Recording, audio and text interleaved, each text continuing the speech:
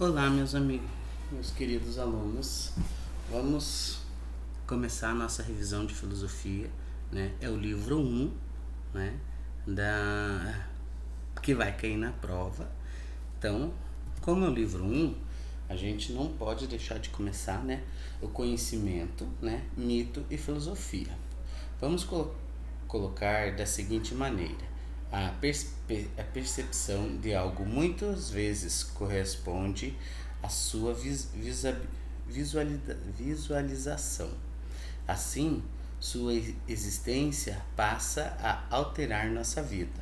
Conhecer, então, pode ser definido como um ato de consciência a respeito de algo que nos afeta, nos estimula, né? Como a gente já tinha conversado isso antes, né?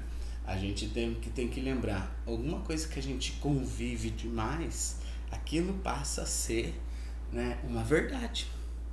Um exemplo, né, é a manga com leite, né? As pessoas, né, no século passado, eles acreditavam que manga com leite fazia mal. Por quê? Porque foi muita convivência, muita, né, informação boca a boca, e passou a ser uma verdade. Hoje a gente sabe que não é uma verdade, né?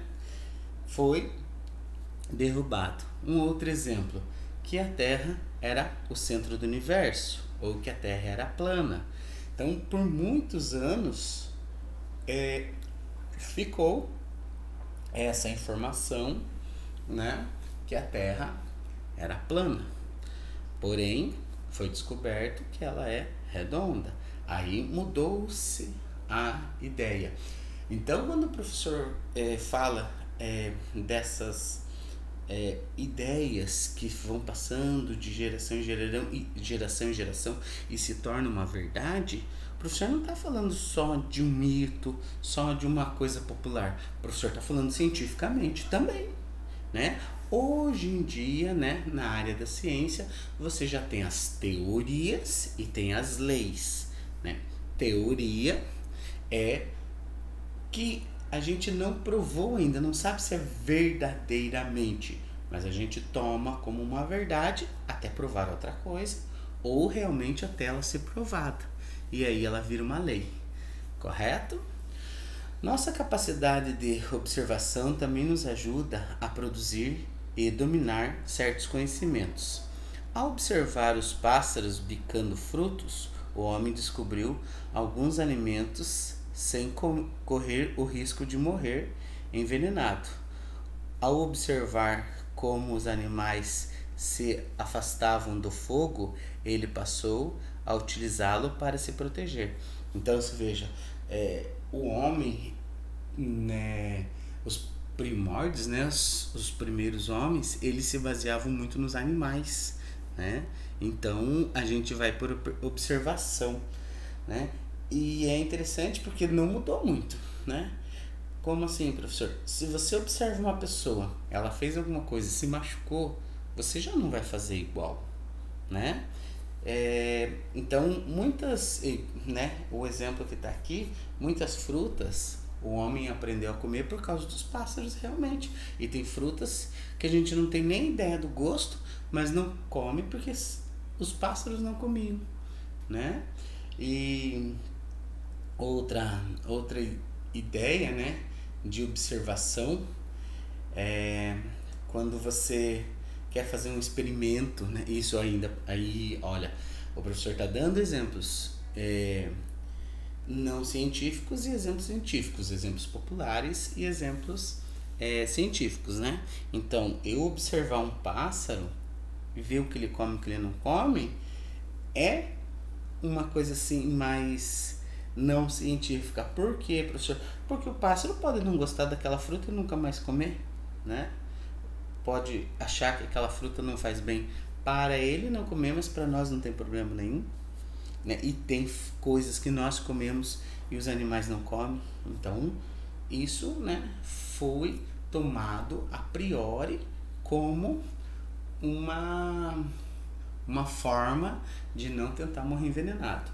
Porém, hoje em dia, os psicólogos, por exemplo, eles estudam, né, pessoas olhando, anotando, vendo qual é o movimento delas, qual é o que elas fazem, né? Mas isso já é uma forma científica de fazer. Forma de conhecimentos. Então, como a gente falou, né? Agora a gente vai entrar em alguns conhecimentos. Conhecimento do senso comum, né?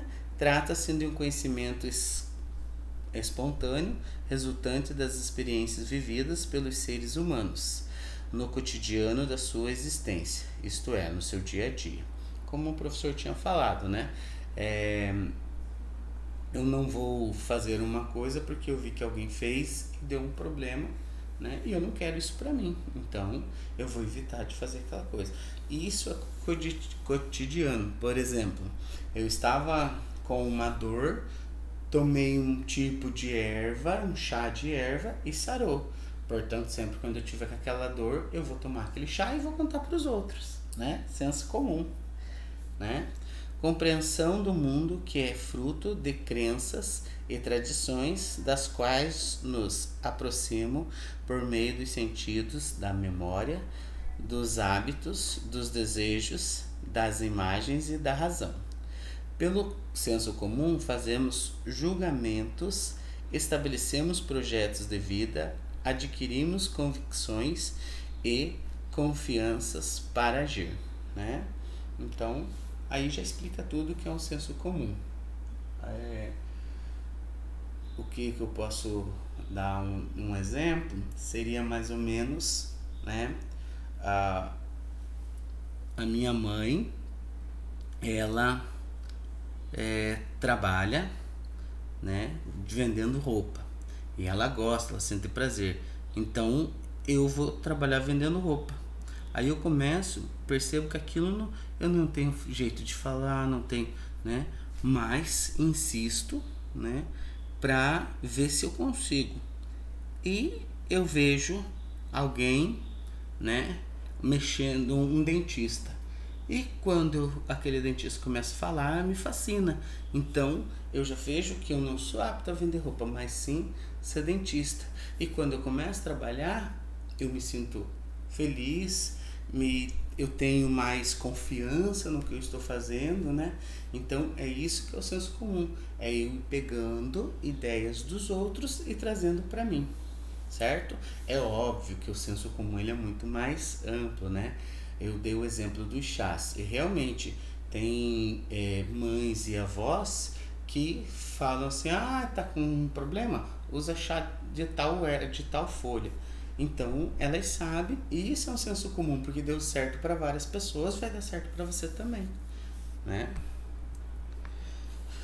Conhecimento mitológico, né? Foi a primeira tentativa de explicar a ação do mundo feito pelo homem. Ainda que de maneira fantasiosa, os mitos são carregados de imaginação e crença, o que nos leva a concluir que não passam pela sistematização do conhecimento, né? Então você tem vários mitos de várias religiões vivas ou mortas, né? Mas você também tem vários mitos fora da religião.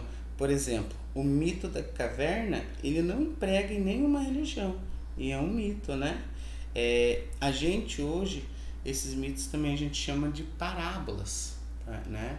Algumas parábolas, como a da raposa e do corvo, algumas parábolas que nos trazem, né, algum tipo de conhecimento. Mas nos primórdios, né, da civilização, os mitos queriam resolver problemas que não tinham soluções. Por exemplo, o trovão. Como é que nasce o trovão, né? A gente não sabia como nasceu o trovão. Então, a gente tem Zeus, né, que é um deus e ele cria os trovões. Então, ele tem o poder de criar os trovões. Ponto. Resolveu um problema, né? Aí você teve uma colheita muito ruim, né? Por quê? Porque a deusa da colheita não ficou satisfeita. Então eu tenho que fazer sacrifícios para que a deusa, né, fique satisfeita e no outro ano me dê uma boa colheita. Pronto, resolvi outro problema. E assim por diante. Os mitos, eles resolvem problemas que a ser humano não sabia explicar na época, né? Então aqui a gente tem um resuminho. Mito: relato fabuloso de caráter religioso que diz respeito a seres que personificam agentes naturais. O mito tenta fornecer uma resposta e uma explicação satisfatória.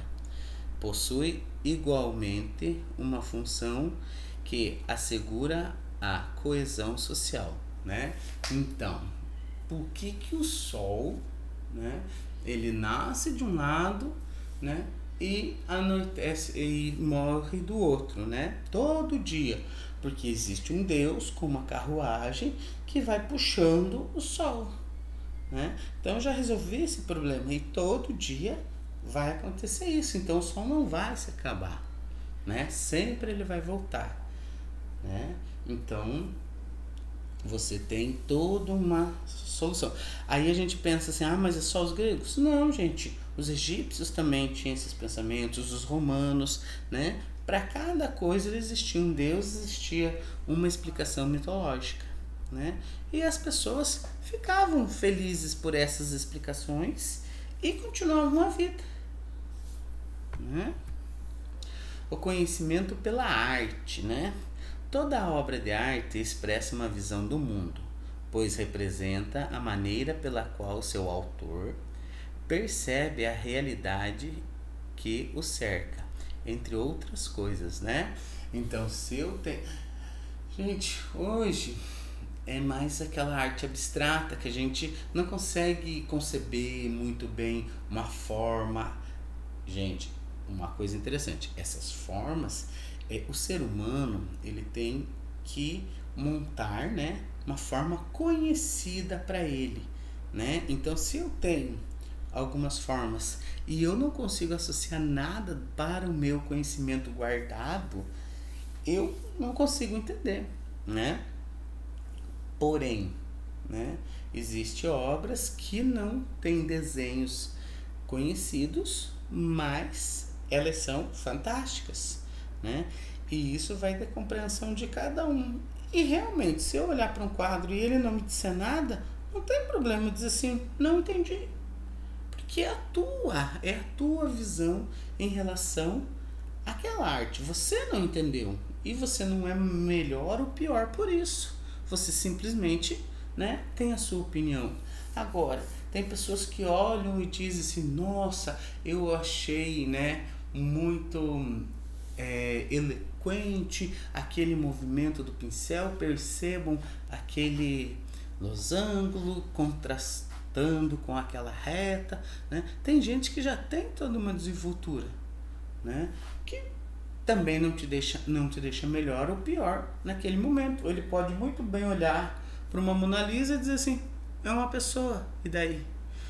Entende? É a percepção dela, ali é uma pessoa. Outra pode dizer assim, nossa, a Mona Lisa, ela está enquadrada perfeitamente em triângulos, em retângulos de ouro, né? Fazendo uma perfeita simetria com plano de fundo do quadro.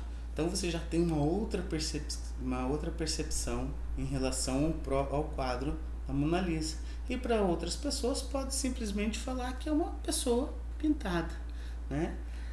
O que chama a atenção na Mona Lisa é aquele semblante dela, né, de estar sorrindo e não estar ao mesmo tempo. Então isso fascina, né, por esse fato. Outra ideia dessa percepção,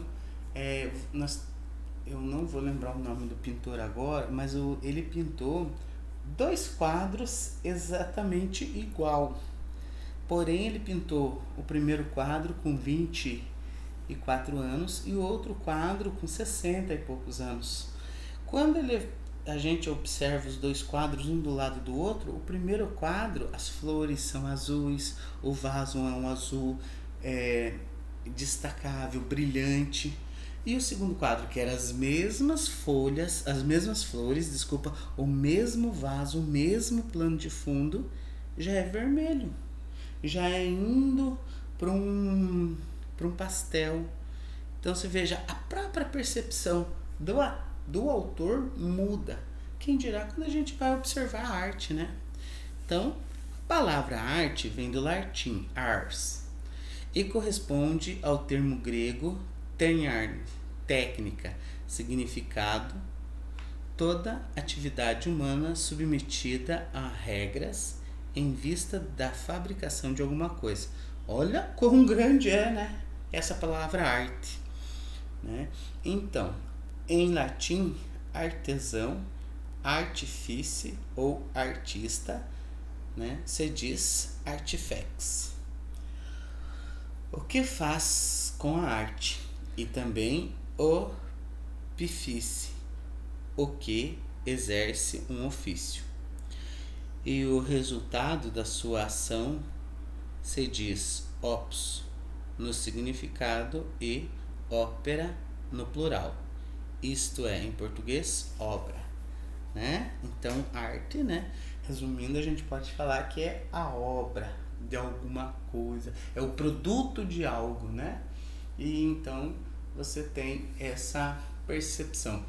E, gente, olhe quão profundo. Se você pegar a arte no decorrer da história, ela conta, né? A história de vivência daquele momento, né? Por isso que você tem vários nomes, né? Em relação à arte, né? Você tem o barroco, você tem o iluminismo, você tem várias formas de expressões artísticas diante daquele momento, daquela situação mundial. A gente não está falando assim especificamente de um lugar, mas assim do mundo, né? Naquele determinado momento. E isso é muito interessante a gente poder observar e poder conhecer. Uma coisa bem interessante quando eu falo mundial assim, exemplo, aquelas cabeças da Ilha de Páscoa, né? Aquilo expressa uma arte do momento que foi esquecido pelo homem. Então, o que representa aquelas cabeças, né? Então, que são cabeças de seres humanos, são bem altas. A pedra não existia na ilha, como que foi trazida? Percebam que esse conhecimento artístico faria muito desenvolvimento no ser humano de hoje, né? E ainda é uma incógnita. Conhecimento filosófico, né?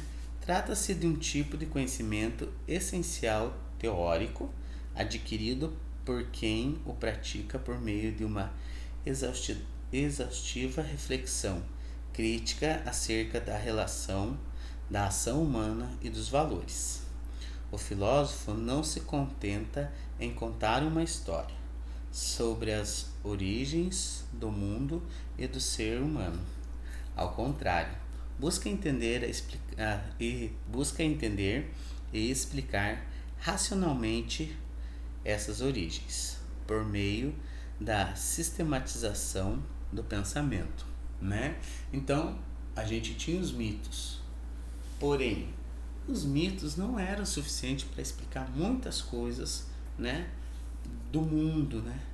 E também não explicava, simplesmente dava essa origem a outros seres, né? No caso, deuses. E pera lá, como é que foi realmente a origem? E aí que nasceu a filosofia, para tentar explicar os mitos que eram poéticos, que eram, né, fantasiosos. Então a filosofia veio para trazer o racional, trazer a lógica e tentar explicar realmente, né? Tanto que as ciências, né, se ramificaram da filosofia e hoje elas buscam, né, explicar muitas coisas da natureza, do ser humano e assim por diante, né? Então tudo começou com a filosofia, com esse pensamento. Uma parte interessante desse texto, né, é os valores, né? Então a filosofia ela não tenta explicar só a origem de tudo, mas os valores do homem, como ética, né, empatia, tudo isso a filosofia tenta mostrar através de pensamentos, de reflexões, né, que o ser humano tem que ter. E aí nós temos o conhecimento científico, né, desenvolvido a partir do conhecimento filosófico, né, como o professor falou, foi uma ramificações da filosofia, é uma forma de conhecimento elaborada por meio de métodos rigorosos de investigação, entre eles a utilização de experiências que busca obter leis de explicações racionais e da validade universal para os fenômenos analisados. O que, professor? Gente, o professor já falou lá no começo, é tentar provar que as teorias são verdades e valem para o universo inteiro, né? E aí elas se tornam leis. Por exemplo, vocês viram a primeira lei de Newton, né? Ou vão ver a primeira lei de Newton. Então, já é lei. Então, você pode falar normalmente sobre ela, né? Qual é a primeira lei de Newton, professor? Um corpo está parado, ele vai permanecer parado. Exemplo, se você deixar um copo em cima da pia e ninguém mexer nesse copo, ele vai se mexer? Não, vai continuar paradinho lá. Então, isso é uma lei, isso vai acontecer, né? Agora, a teoria da relatividade de Einstein, a gente já, quase todo mundo já ouviu falar, quase todo mundo já tem uma ideia do que é. Mas ela não é uma lei, você não pode dizer assim que realmente acontece aquilo, porque ela é uma teoria. A gente toma como realmente acontece, porque não tem nada melhor até então. Então, o que a gente trabalha, né, é com essa teoria. E já se vão 100 anos, né, porque ele teorizou, né, lá em 1916. A gente está em 2020, então já se vão 100 anos e ainda continua prevalecendo. Para a ciência, gente, isso não é muito tempo, não.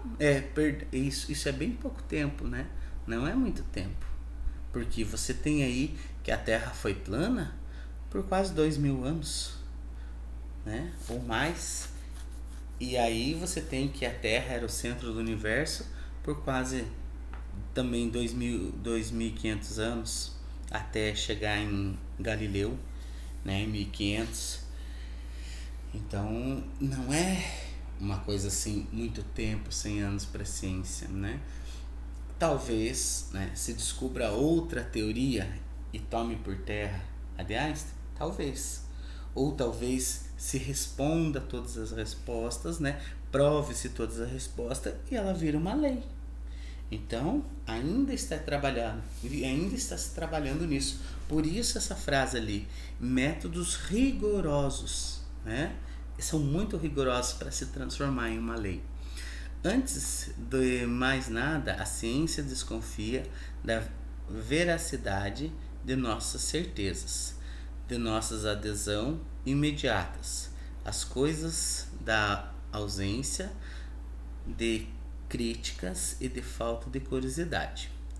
Por isso, ali onde vemos coisas, fatos e acontecimentos, a atitude científica vê problemas e obstáculos, aparências que precisam ser explicadas e, em certo caso, afastadas, né? Então esse final que nos puxa a orelha para dizer que a ciência é uma coisa muito séria, tem que se respeitar, né?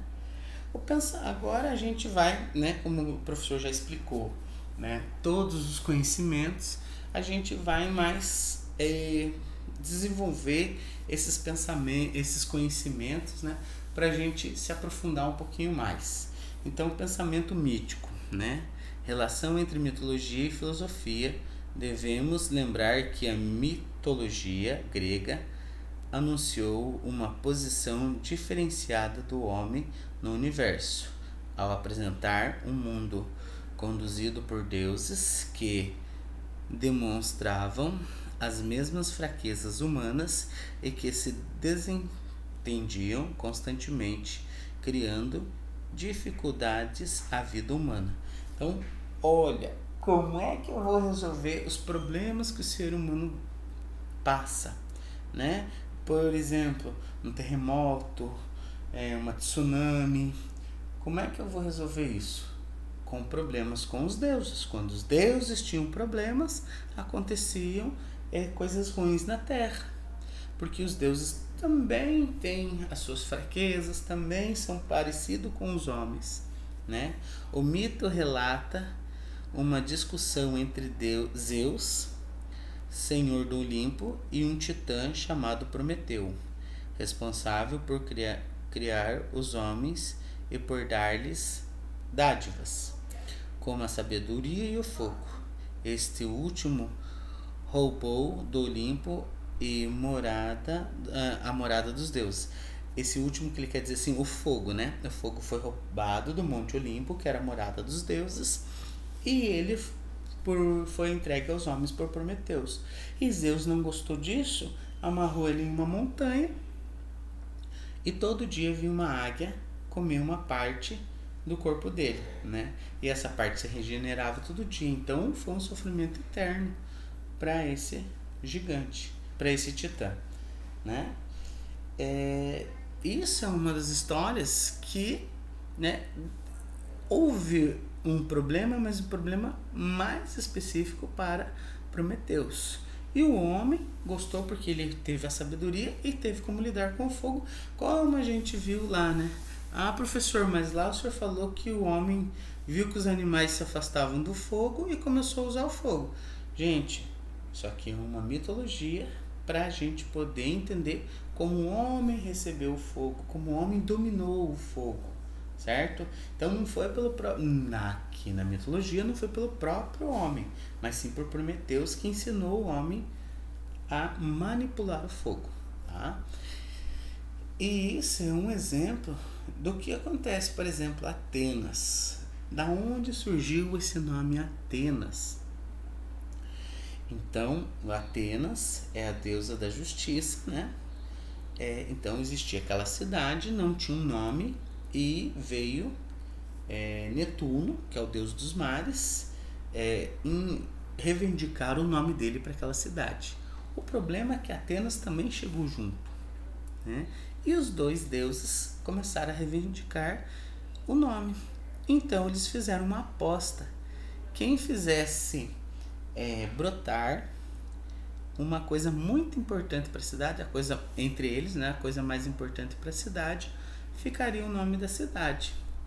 E Netuno, né, como deus dos mares, ele foi e fez uma fonte de água, né, muito importante, água muito importante para o ser humano. E Atenas, como deusa, né, da sabedoria, fez uma árvore de oliva, que também é muito importante. Mas a água eu posso buscar naquela região. Se eu não tivesse um fruto para manter a economia da cidade, para, né, dar alimentos para os seres humanos, eu teria que abandonar aquela região e ir para outra. Não era assim? Então, um homem, né, decidiu por Atenas. E esse homem foi castigado por Netuno de ficar só no mar e nunca poder ir para a terra. Então veja quão mal eram eles, os deuses, né? Como eles tinham seus problemas internos e assim por diante, né? Esse é um dos mitos, né, que o homem teve problemas, né? O pensamento filosófico contrapondo-se ao mundo fantástico.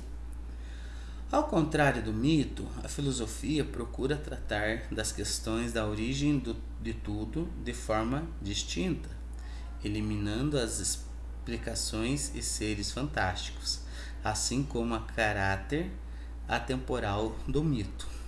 Para o conhecimento filosófico, existem necessidades de entender as coisas como eram e como são.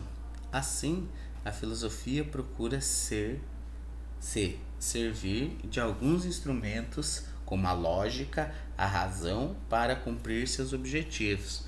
Instrumentos que podem ser manuseados por qualquer ser humano, já que são comuns e externos a todos. Aqui o professor colocou uma charginha para a gente poder, né, ter uma ideia. Quanto mais você sabe, mais difícil é de tomar uma decisão. Uma vez que você está informando, começa a ver complexidades e tons de cinza. Você se dá conta que nada é tão claro e simples como parece. No fundo, o saber te paralisa. Sou um homem de ação e não posso me permitir correr esse risco. Você é um ignorante, mas pelo menos sabe atuar. Então veja, ele não entendeu a matéria, não sabia da matéria, porém, né, ele pegou algum trecho, alguma forma, né, e falou que queria continuar não entendendo porque aquilo o deixava paralisado, né? O conhecimento filosófico não admite uma explicação única para a realidade, ou seja, eu não vou tomar aquilo como uma verdade e vai ser aquilo, não, eu tenho que descobrir outras realidades, outras formas de entender a mesma ideia. É igual a arte nos traz essa relação com a filosofia, de eu poder ter várias visões e nenhuma delas ser errada, né? O conhecimento na antiguidade oriental e no ocidente. Sua primeira forma de manifestação, no entanto, foi prática, resultante da necessidade dos primeiros grupos humanos de sobrevivência, o que acabou por levar ao desenvolvimento de ferramentas e a necessidade de dominar certos elementos como o fogo, né? Então, o homem percebeu, né, uma pedra pontuda que ele poderia amarrar no pedaço de pau e furar, né, os animais. Então isso trouxe uma nova realidade para o ser humano. A partir do momento que ele começou a dominar o fogo, ele percebeu que com o fogo ele podia manipular metais, e metais eram duros, eram fortes contra os animais, então ele poderia resistir mais em uma batalha contra um animal, né? Um predador. O trabalho dos camponeses realizados às margens do rio para o cultivo envolveria, entre outros aspectos, a mistura de água e da terra, resultando em lama. É possível que os primeiros camponeses, também notando que esta lama, de acordo com suas densidades, poderiam ser montadas e assumir formas variadas, que, como resultado do calor do sol e, mais tarde, do fogo, adquiria uma dureza fixadora, ou seja, ele aprendeu a fazer o tijolo, né? Aí com o tijolo ele poderia montar as casas e as casas seriam bem resistentes, igual, né? Não vamos dizer que seria igual uma caverna, mas seria bem mais resistente do que outros materiais e os animais não entrariam, né? Então trouxe a ideia de uma casa bem segura. As civilizações do Oriente Antigo, a pragmatização do conhecimento. Esse conhecimento agrícola e artesanal é base para o surgimento das primeiras civilizações no Antigo Oriente, as quais se constituíram e se organizaram em instituições religiosas, políticas, sociais, econômicas complexas.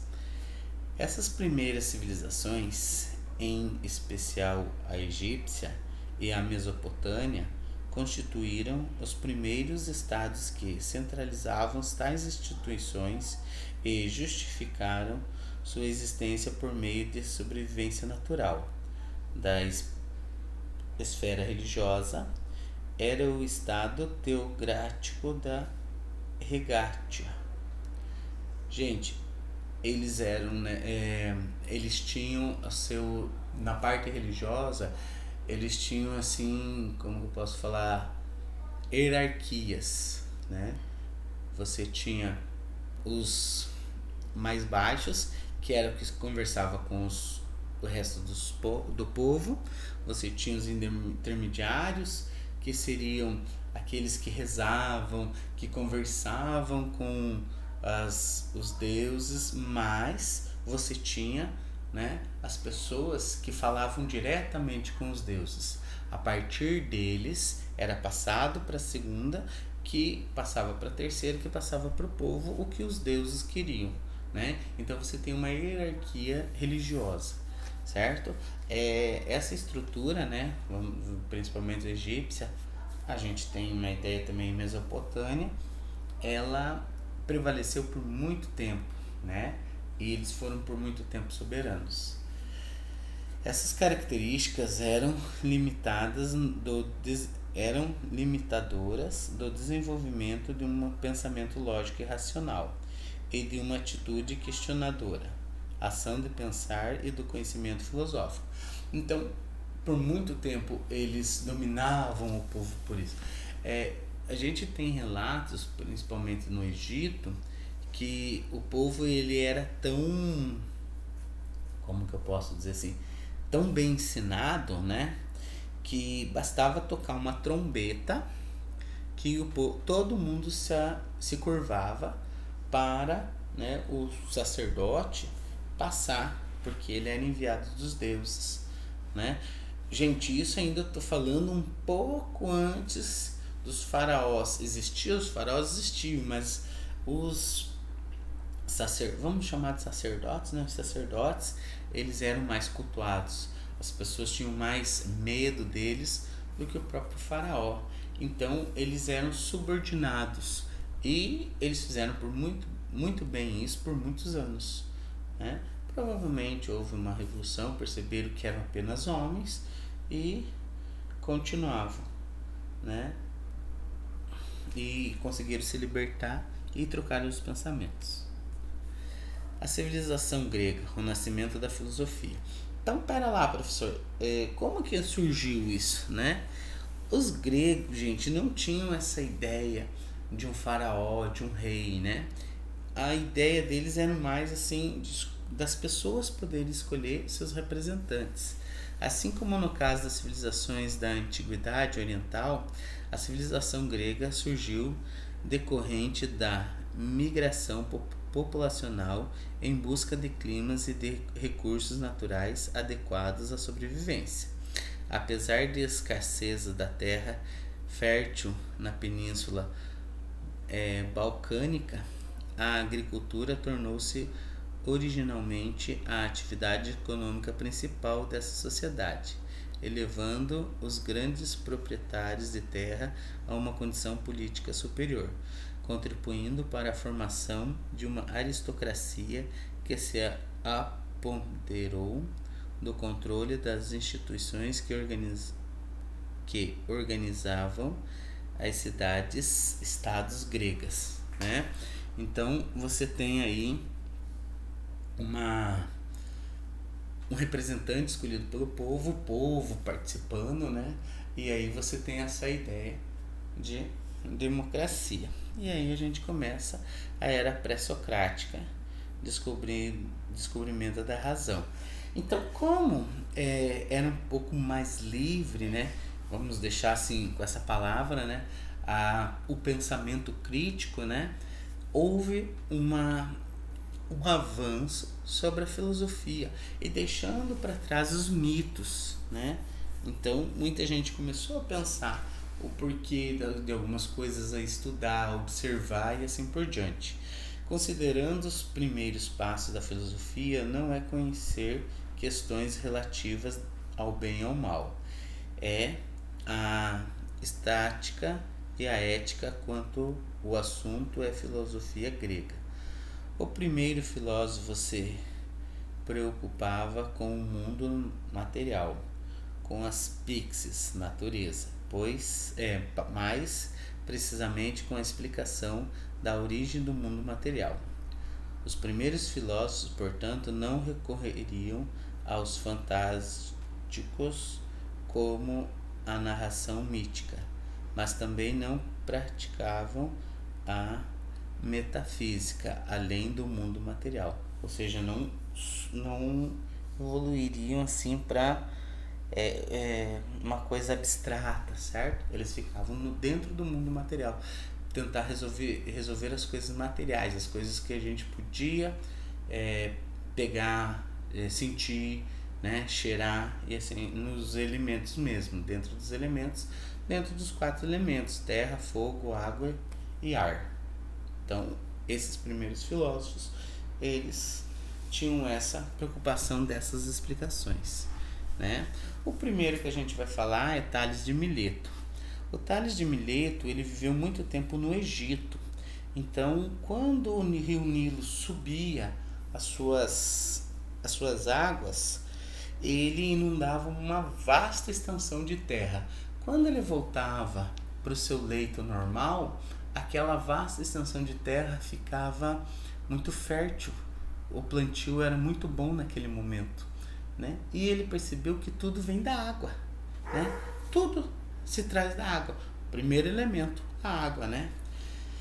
A importância de Tales para o nascimento da filosofia está em afirmar a ideia de que tudo é um.